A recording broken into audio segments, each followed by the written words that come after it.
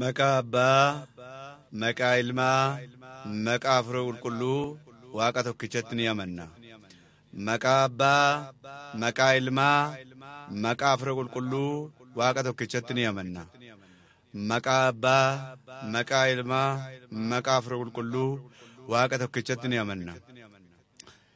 Jaallatamoota maatii Yesuus Kiristoos ijoollee haadha keenya maaramii jaalallee ergamoota Waaqayyoo duukaa buutuu raajotaaf barattootaa hundee raajotaaf barattootaa irratti kan biqiltan abbootiin koo luboonni obboloonni koo daaqnotaa abbootii farmootiin dargaggeessaaf dargaggeettiin daa'imman ija namootaa duratti xixiqqoo kan jedhamtan fuula Waaqa uumaa duratti gurguddoota kan taatan hundumti keessan akkam jirtu. Nagaa keessan yoo nagaadhaaf araarriif jaalalli Waaqayyoo hunduma keenya wajjin kan ooleef kan bule nuuf haa ta'u. Maqaan isaa gaafa galateeffamu maqaan ishee biraa kan hin hafne maqaan araarsituu haadha keenya dubaroo maaramii guddaa kan kabajame nuuf haa ta'u. Maqaan ergamoota isaa, maqaan toloota isaa, maqaan duukabootaa, maqaan wareegamtootaa guddaa kan kabajame nuuf haa ta'u. Waaqayyo Waaqni keenya akka jaalala isaa akka arjummaa isaatiitti yeroo kanaa dhufee nu barsiisee nu hubachiisuun iyyama isaa guddaa nuuf haa ta'u. Mata dureen barnoota keenyaa guyyaa har'aa inni nu wajjin jiru warra isaanii wajjin jiru irra caala jedha. Matsaafa moototaa isa lammataa boqonnaa 6 lakkoofsa 16 jecha kana kan dubbate raajii Waaqayyoo Elsaa'iidha. Kan inni itti dubbatu naa'oo isaa kan ta'e Giyaazitti akka inni jedheetu dubbata. Gara lakkoofsa 8tti gaafa deebinu yeroo tokko mootiin Sooriyaadhaaf mootiin Israa'el wal lolu turanii jedha. Sababni isaan wal lolanis daangaa lafaa irratti ture. Yeroo kanaa mootiin Sooriyaa loltoota isaa keessaa warra gurguddoo ta'an waamee walitti qabee waan tokko mariisise. Kottaa daangaa keenya kana gara daangaa Israa'elitti butannee daangaa isaanii sarbinee furachuu qabna jedheetu itti dubbata. Yeroo kana namni Waaqayyoo kan ta'e Elsaa'iin raajiin Waaqayyoo jecha kana dhaga'e. Jechi kun jecha bareedaa gatii hin taaneef daangaa kana sarbuun gaarii waan hin taaneef daangaan kun daangaa namaati waan ta'eef yeroo kana gara mooticha Israa'elitti dhaamsa dhaame. Daangaa kee eeggadhu mootiin Sooriyaa daangaa keetti darbuuf jedhaa jecha jedhu itti himee jedha. Jecha nama Waaqayyoo kana dhaga'ee mootiin Israa'el loltoota isaa waamee daangaan isaa akka hin sarbamneef daarii daangaa isaatii dhaqee eegsifatee jedha. Daangaa isaa akka ittiin darbineef karaa itti cufe. Yeroo kana mootiin Sooriyaa daangaa kana gaafa laalu karaa darbee daangaa isaa fudhatu yeroo dhabu hin aaree jedha. Aariitiin qabame. Sababni isaa daangaa mootii Israa'el yookaan daangaa Israa'elootaa sarbuu waan dadhabeef. Yeroo kana mootiin Sooriyaa ammas hojjettoota isaa walitti sassaabee yookaan walitti qabee yeroo kana nu keessaati kan naqee citii mari'annu mootii Israa'elitti dubbatu eenyuudha jedheetu aariirraan kan ka'e loltoota isaa gaafatee jedha. Yeroo inni kana jedhee gaafatu loltootni isaa maalittiin jedhu yaa mootii iccitii kana kan dubbatu nu keessaa osoo hin taane nama Waaqayyoo raajii Waaqayyoo kan ta'e Elsaa'iitu biyya kana keessa jira. Isatu iccitii kana mootii Israa'elitti dubbataa jedhanii itti dubbatan jechaadha. Eeyyee namni Waaqayyoo yeroo baay'ee waan gaarii namatti dubbata. Jallinni akka namatti hin dhufneef jallinarraa akka deebi'aniif jallinarraa akka eeggataniif namni Waaqayyoo namatti dubbata. Yeroo kana erga isatti dubbata ta'e immoo eessa akka inni jiru maal hojjechaa akka inni jiru bakka kam akka inni jiru dhaqaa addanuu baafadhaa itti marsineetu qabannaa jedheetu isaanitti dubbate jedha. Isaanis jecha kana dhaga'anii galgala gaafa aduun dhi'u mana Elsaa'iin keessa bulutti marsanii jedha.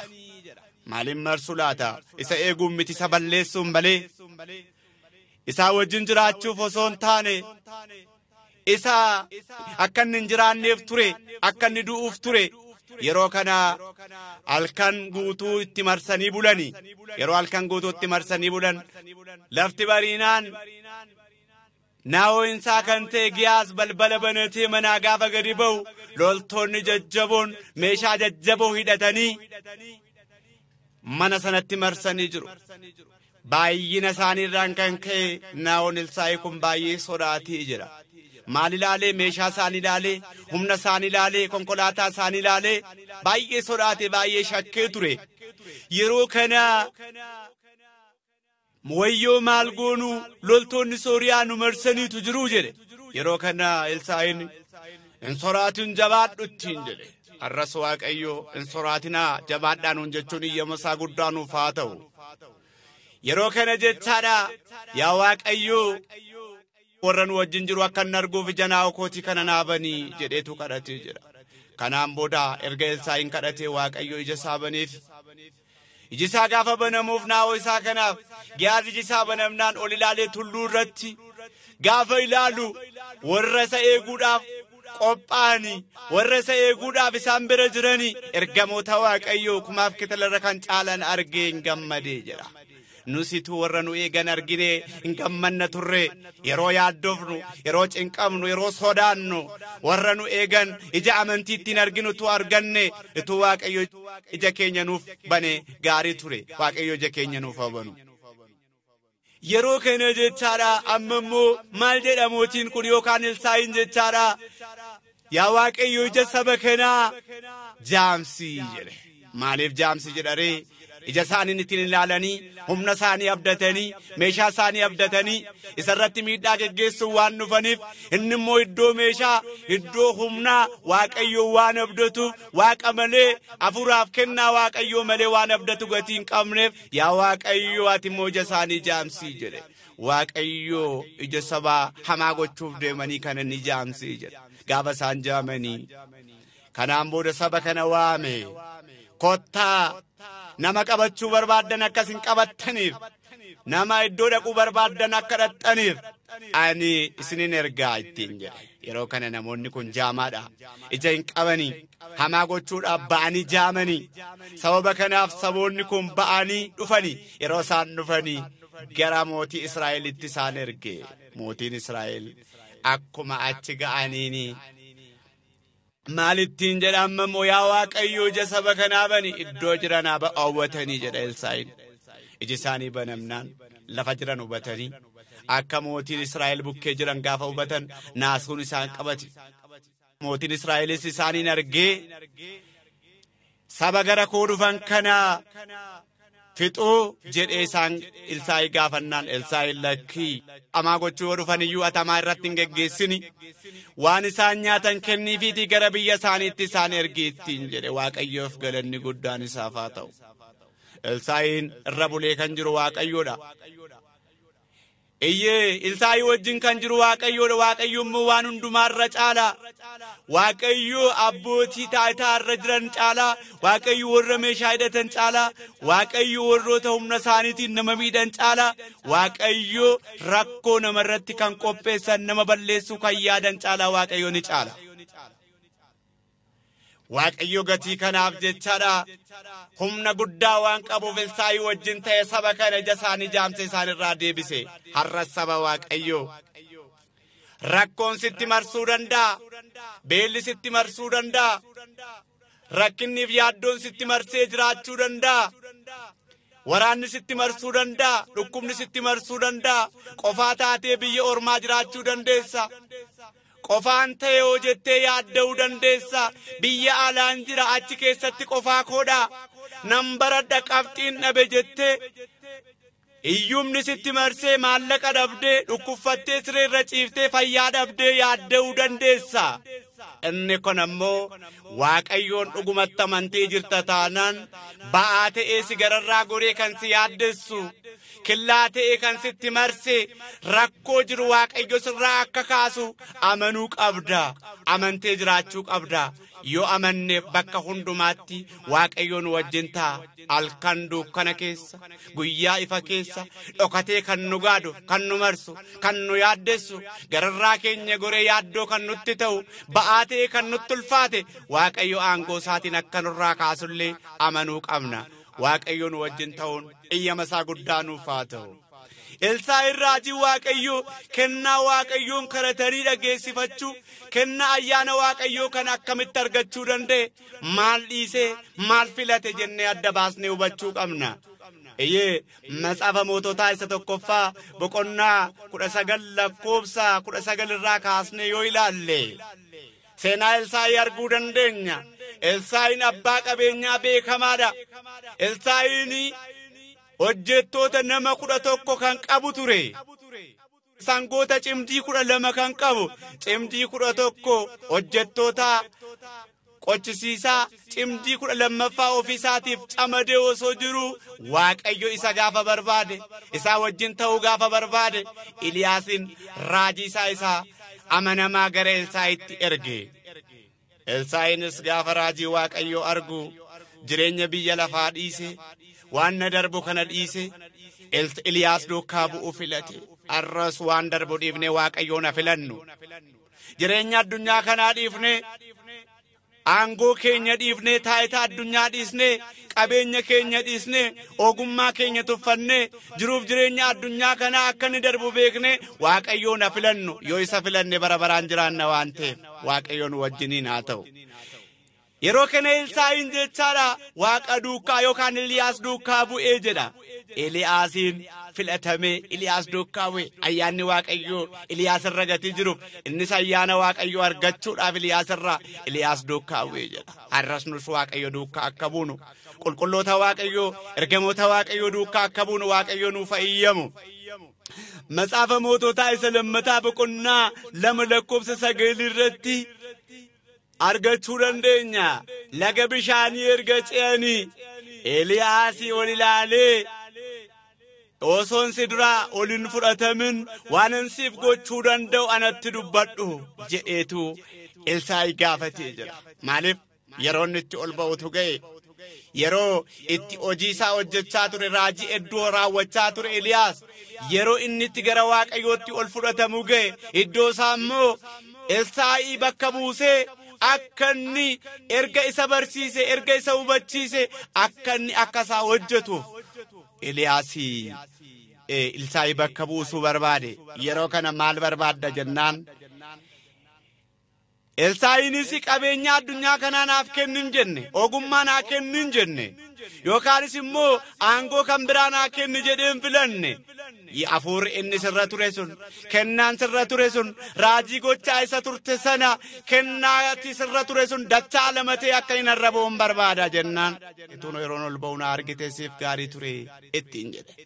Yeroo kana Elsaa'iinis callisee eeggatee jira. Gaafa kana Eliyaas hurriidhaan maramee gara Waaqaatti yeroo inni ol ba'u kobbortaan inni ittiin galaana diimaa gargar kutaa ture. Yookaan Yordaanosiin gargar kutaa ture. Saragallaa inni ittiin balali'ee raajii gochaa ture. Eliyaas irra bu'ee. Eliyaasis aangoo yookaan kennaa Elsaa'iinis kennaa Eliyaas irra caalu dachaa 2 kan ta'u fudhatee jedha. Gaafa kana Eliyaas kennaa isarra ture sana Eliyaasiif tirtii godhee yookaan dabarsee kennee gara samiitti ol ba'e. Eliyaas illee yeroo tokkicha Yordaanosii yoo ce'e si'a tokko mucaa dhiyyeessaa tokko yeroo fayyisu Elsaa'iin garuu kennaa kana gaafa fudhatu yeroo 2 Yordaanosiin ce'e jedha. Dachaa 2 fudhate kaa kennaa waan ta'eef haadha dhiyyeessaa mucaa dhiyyeessaa 2 fayyise jedha. Waaqayyoof galanni guddaan isaaf haa ta'u. Waaqayyoon filannaan kennaa hedduu arganna. Waaqayyoon barbaannaan kennaa hedduun nuu kennama. Kadhannee fayyisuu dandeenya. Lallabnee amansiisuu dandeenya. Rakkina kam keessaa ba'uu dandeenya. Ayyaanni Waaqayyoo nurra jira taanaan eebba Waaqayyoo argachuu dandeenya. Eebbisaa hunda keenya wajjin nuuf ta'uun iyyama isaa nuuf haa ta'u. Faarsaa Daawit 22 cuftuu 23 lakkoobsa 1 kaasnee gaafa ilaallu Waaqayyo tiksee kooti hani oomaa hin dhabu inni marga lalisaa keessa na oolcha lubbuu koo iddoo aara galfii keessa ni boqochiisaa jedheetu dubbata jechaadha. Waaqayyo tiksee kooti. Eeyyee maaliifree waaqayyo tiksee keenya taanaan waan hundumaayyuu yaadda'uu akka hin dandeenye abbaan keenya Daawit immoo nutti dubbata jechaadha. Maaliif waaqayyo tiksee keenya erga ta'e maal yaaddofna ree? Hamaadha jennee maal yaaddofna? Qofaa jirra jennee maal yaaddofna? Lammii dhabne jennee maal yaaddofna? Humna dhabne maallaqa dhabne hin yaaddofne meeshaa dhabne jennee maaf cinqabna? Waaqayyo loltuu dhugaa kan ta'e waaqayyoon wajjin jira jechaadha. Gaafa waaqayyo namaa wajjin jiru duunni namarraa fagaata. Gaafa waaqayyo namaa wajjin jiru seexanni diinni namarraa fagaata. Kennaa waaqayyootu namatti dhiyaata jechaadha. Kennaa isaa waaqayyo hunda keenyarra nu bulchuun iyyama isaa guddaa nuuf haa ta'u. Uleen keef dhaabbanni keenya geggeessu jedha. Uleen waaqayyo ergamoota isaati. Dhaabbanni isaa sagalee isaati. Sagalee waaqayyo qabanne ergamooti waaqayyo nu bukkee jiru taanaan halkanis ta'e guyyaas ta'e sodaachuu hin dandeenyu. Faarsaa Daawit 34 lakkoobsa 7 irratti naannoo warra waaqayyoon soraatanii ergamoonni waaqayyoon ni buufatu jedha. Isaanis ni oolchu ni fayyisus jedha. Waaqayyoon soraannee jirra taanaan kennaa waaqayyo nu bukkee jira. Ergamoonni waaqayyo du'a hamaa jalaa nu oolchu, rakkina jalaa nu oolchu, rakkina jalaa nu baraaruun iyyama isaanii guddaa nuuf haa ta'u. Iyyaasuu boqonnaa 1 lakkoobsa 5 bara jireenya kee hundumaatti namni si dura dhaabbachuu danda'u hin jiru. Anis si wajjinan ta'a. Musee wajjin akkuma ture si wajjinis nan ta'a jedha. Maaliifree nu wajjin jira taanaan eenyuun nu yaaddessare? Bara jireenya keetii guutuu namni si dura dhaabbachuu danda'u hin jiru. Ani Musee wajjin akkuma ture si wajjinis nan ta'a jedha. Maarree Musee geggeessaa ture waan ta'eefidha jechi kun kan inni dubbatame. Waaqayyo nama wajjin jira taanaan yeroo barattumaaf yaaddofta, yeroo hojjettumaaf yaaddofta, rakkina jettee maaf yaaddofta. Yeroo barattu ati waaqayyoon qabadhuu deemi. Yeroo nagaddu waaqayyo wajjin nagadi. Yeroo amantu waaqayyoon qabadhu waaqayyoon amani. Halkanis ta'e guyyaas ta'e isa of dura buusi. Inni si dura jira taanaan diina ta'ee sirratti hafuura hamaa kan hojjetu hafuurri xonqaayi hafuurri hamootaa kamiyyuu sin danda'ani. Waaqayyo si wajjin jira waan ta'eef waaqayyo bara hundumaan wajjin waan jiraatuuf yaadda'uun nurra hin jiru jechaadha. Seera ba'uu boqonnaa 14 lakkoobsa 1 kaasnee gaafa laallu waaqayyo akkamitti Musee wajjin ta'e jennee ilaaluu dandeenya. Waaqayyo Musee wajjin ta'uudhaan galaana Ektiraa gargar kuteeraa jedha. Waaqayyo akkamitti isaa wajjin ta'e jennee ilaallu. Waaqayyo ulee Musee ulee gogaarra goree galaana diimaa saboottan Israa'el yeroo biyya garbummaa keessa turan waaqayyo biyya sana keessaa karaa Musee gaafa isaan baasuudhaaf ka'u. Galaana Ektiraa kana yaadda'aa turan akkamitti ceena jedhanii galaana bukkee ga'anii yaadda'an. Ce'uun dirqama akkitti ce'an immoo yaaddessaadha jechaadha. Arras biyya lafaa kana keessaa waan gaarii hojjechuun gaariidha. Akkitti waan gaarii hojjetan immoo rakkina ta'uu danda'a. Jiraachuun gaariidha. Akkitti jiraatan rakkina ta'uu danda'a. Hojjechuun gaariidha. Akkatti hojjetan jiraachuuf rakkina ta'uu danda'a. Sabni kun galaana kan ofirratti yaadda'aa turani. Qofaa isaaniiti si'anii qofaa keenya jirra jedhanii yaadda'aa turani. Yeroo kana waaqayyo maalittiin jedha jechaadha Museedhaan. Musee ulee kee kana galaana irra kaa'i jennaan waaqayyo gaafa inni akkana jedheetti dubbatu Museenis ulee isaa fuudhee galaana irra kaa'ee jedha. Galaanni Ektiraa bakka lamatti gargar cite. Arras sabni Israa'el galaana sana keessaa karaa sanarra yeroo adeeman yookaan lafa gogaa irra galaanni girgiddaa ta'e garaa garanatti deebi'ee gidduu lafa gogaa yookaan awwaarra ce'anii ba'anii. Warri waaqayyoon hin qabne warri humna isaanii abdatan immoo teellaadhaan hiriiranii dhufanii. Maal gochuu jechaadha? Saboottan kana qabachuudhaaf harka isaanii keessa galfachuudhaaf akka kaleessaa hojjechiifachuudhaaf galaana kanarra fiiganii yeroo isaan dhufanii. Yeroo kana maal godha jechaadha Museen sabni kunoo nu qabachuuf jedhu akkam goonaa jedhee gaafatnaan ammas galaanicha irratti yeroo isaan walakkaa isaa gaan galaanicha irratti ulee kee deebisii jedhe. Gaafa ulee isaa deebisu sabni Faariyoon loltoonni Faariyoon galaana sana walakkaa yeroo isaan jiran yeroo kana galaanni walitti deebi'ee galaanaan haramanii sokkanii jedha.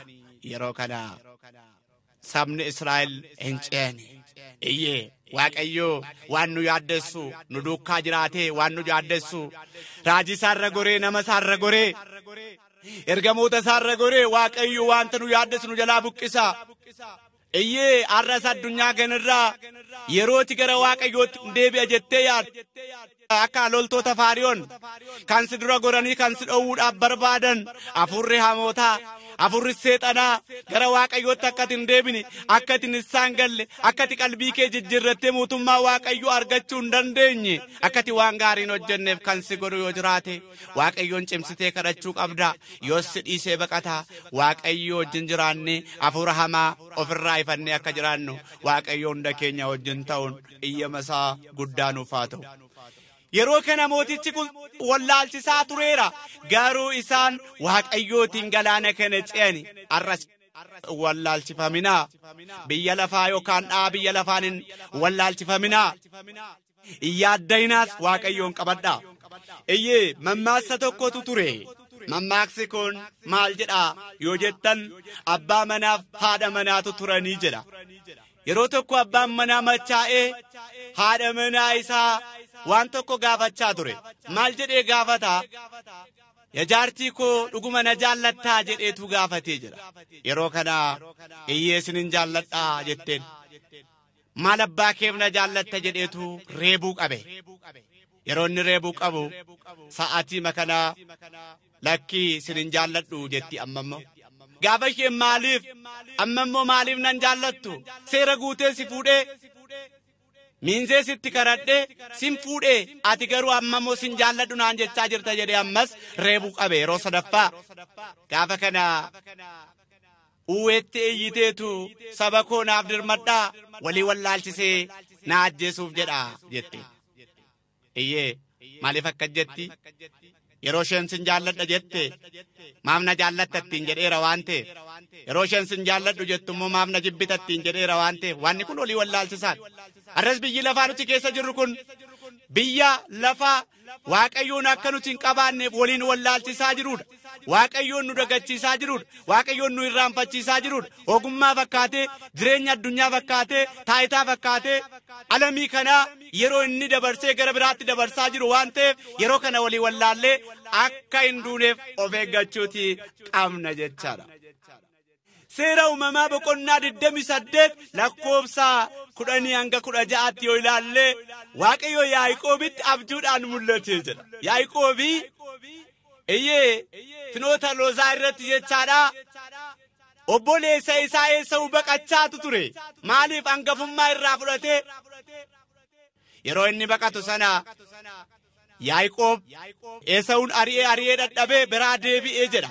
Gaafa inni deebi'u Yaaqoobii irribisa qabe mugaatiit isa qabe hin beele hin dhiphate.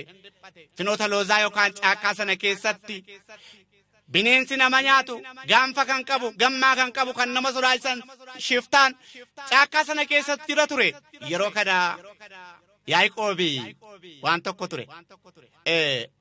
Inni garuu otooma sodaachaa jiru lubbuu isaaf otooma shakku baay'ina beelaaf baay'ina hirribaan kan ka'u dhagaa tokko fuudhee mataa jala kaa'atee rafee jedha.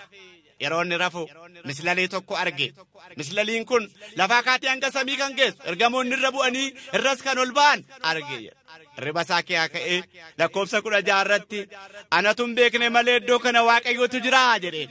Anatu hin beekne malee Waaqayyo iddoo kana jira jedhee dubbatee jira. Saba Waaqayyo nutu namanne malee Waaqni nu eegu nu bukkee jira. Waaqni halkan nu eegu nu bukkee jira. Waaqni du'a nu oolchu nu bukkee jira. Waaqni nu sooru. Waaqni nu jiraachisu. Waaqni hamaa keessa dabarse waan gaariitti nu dabarse. Waaqni yeroo barannu gara buddeenitti nu ergu. Waaqni rakkinarraa gara fayyinaa yookaan jireenyaatti nu geessu. Waaqni dhukkubarraa nu fayyisu nu bukkee akka jiru amannee Waaqni akka nu geggeessu abdachuutii qabna. Waaqayyo hunduma keenya nu eeguun iyyama isaa guddaa nuuf haa ta'u. Wangeela Luqaas boqonnaa 5 lakkoofsa 5 irratti edaal kan guutuu baay'eetti dadhabne homaa tokko garuu hin arganne yookaan hin qabanne amma garuu sagalee keetiif jecha nan darbadhaa jedha. Jecha kana kan dubbatu abbaa keenya qulqullicha Phexros ture.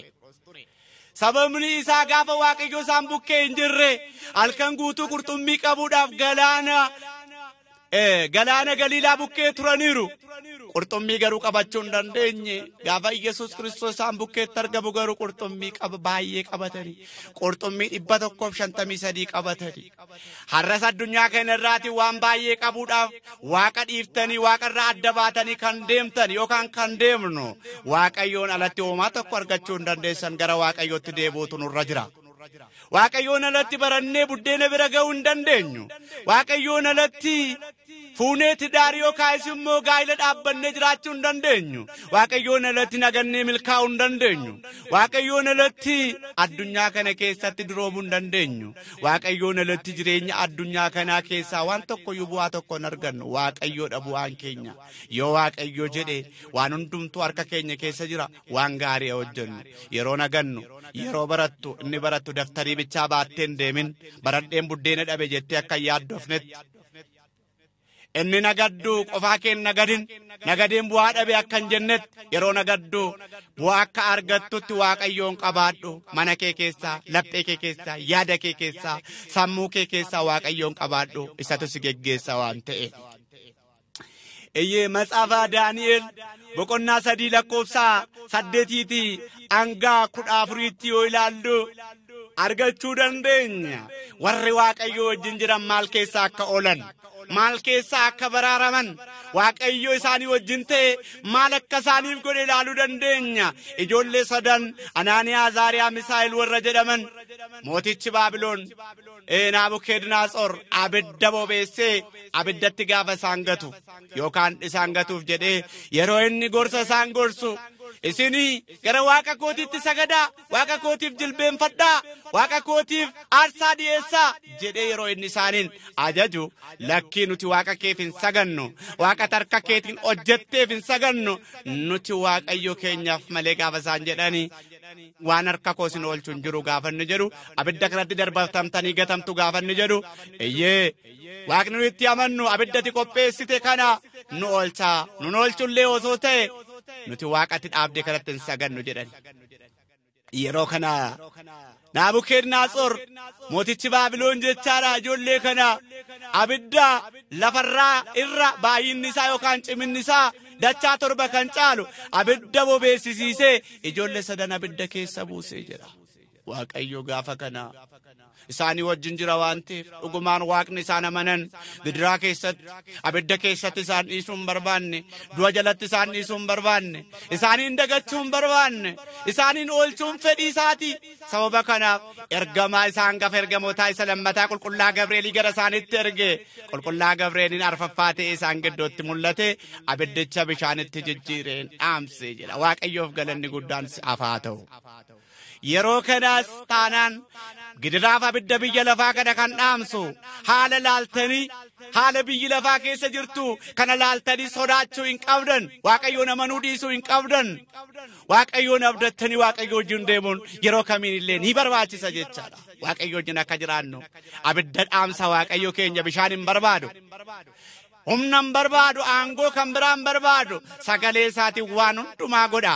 Waaqayyo keenya warra dhukkubsatan hin kaasa, warra du'nitti dhiyaate du'arra dabarsa, warra kiyyootiin xaxaman kiyyoo irraa dabarsa. Waaqayyo gooftaan keenya kiyyoo isaa nurra dabarsuun iyyama isaa guddaa nuuf haa ta'u. Waaqayyo keenya guyyaa tokko qofaa miti bara hundumaa sa'aatii hundumaa nu geggeessa jechaadha. Bara hundumaaf sa'aatii hundumaa akka inni nu geggeessu. Wangeela Maatewos boqonnaa 28 lakkoofsa 20 irratti waan isin abboome hundumaa eeguutiin isin barsiisa. Kunoo ani immoo amma dhumaa baraabaraatti guyyaa hundumaa isinii wajjinan jira jedha. Waaqayyoof galanni guddaan isaaf haa ta'u. Waaqayyo guyyaa tokko bichaan sin bukkee jiran jenne, halkan tokko bichaan sin bukkee bulan jenne, hammati guddattu qofatti hin jenne, hammati hojjetaa mootummaa taatutti qofatti hin jenne, hammati sooromtu qofatti hin jenne, hammati fuutu qofatti hin jenne, bara hundumaan sinii wajjin jira jedhe. Bara hundumaa Waaqayyo nu wajjin haa jiraatu. Waaqayyo kan nu wajjin jiru iyyummaa qofaa keessatti miti. Yeroo sooromnullee nu bukkee akka inni jiraatu Waaqayyoof adda ba'uu qabna.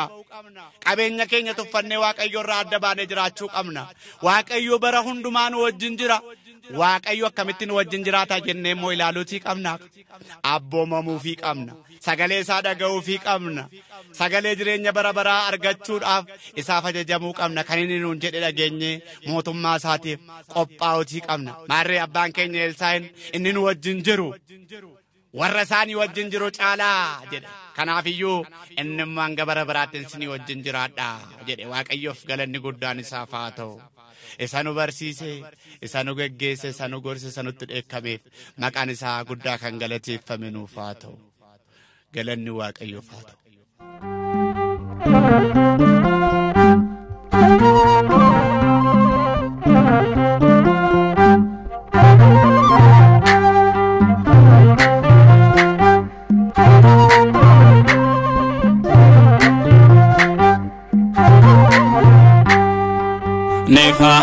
Nefaarfannaa gooftaa, nefaarfannaa waaqayyoo, nefaarfannaa gooftaa, nefaarfannaa waaqayyoo, diina gaaneseera nurraa kutee kiyyoo. Nefaarfannaa gooftaa, nefaarfannaa waaqayyoo. Nefaarfannaa gooftaa, nefaarfannaa waaqayyoo, diina gaaneseera nurraa kutee kiyyoo. Nefaarfannaa gooftaa, nefaarfannaa waaqayyoo, nefaarfannaa gooftaa, nefaarfannaa waaqayyoo, diina gaaneseera nurraa kutee kiyyoo.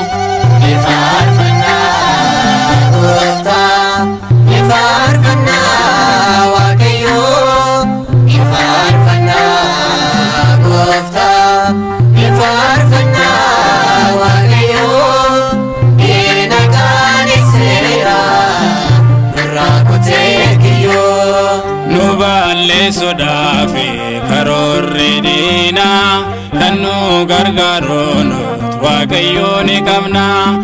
Rehoobooti jenna baay'annee akka qilxuudhaa lalisnee gargaarsa guddaa argannee. Injifannoo, injifannoo. Humna waaqayyooti injifannoon keenya. Nefaarfannaa waaqayyoo. Nefaarfannaa gooftaa, nefaarfannaa waaqayyoo, nefaarfannaa gooftaa, nefaarfannaa waaqayyoo, diina gaaneseera nurraa kutee kiyyoo. Nuti hin deebinoome galaadiin irraa. Gideon waliin gamtaan hiriirraa galmi diinota marfamee tasgabbiin qabu jeeqamee kunoo kufeera mohamee. Injifannoo, injifannoo. Humna waaqayyooti injifannoon keenya. Nefaarfannaa waaqayyoo. Nefaarfannaa gooftaa, nefaarfannaa waaqayyoo, nefaarfannaa gooftaa, nefaarfannaa waaqayyoo, diina gaaneseera nurraa kutee kiyyoo. Dhugaa jallisuuni hamaaf hin tolle kiyyoo qopheessetti darbeetti galee. Waaqayyoo nu tiksee du'aa irraa nu jeesisee jireenya nuuf labsee. Injifannoo, injifannoo.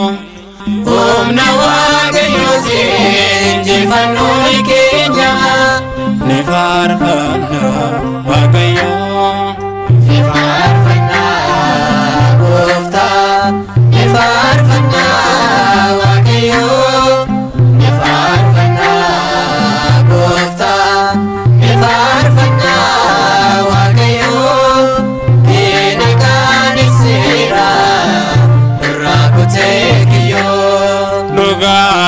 barbaannani shiratatani mana hadabete nu darbatani dukkanni fan guutame hidaanis nurraa hiikame waaqayyo galateeffame injifannoo